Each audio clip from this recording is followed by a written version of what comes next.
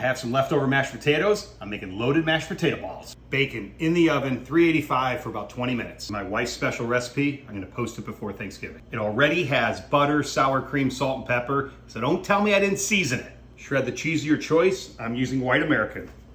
Add the cheese to the potatoes.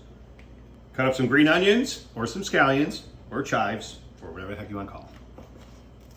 Add them in, mix them all up. 2 eggs, a little milk, add some panko. Bacon's done and done to perfection. We're gonna fry these balls in this great bacon grease. Look how much I get. I need now 40 more pounds of bacon, or just get me a tub of bacon up. Cut up your bacon, add the bacon, another mix. Now we're gonna form them into balls. Egg wash, panko.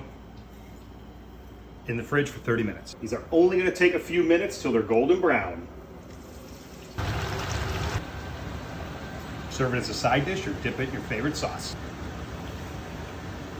You kidding me?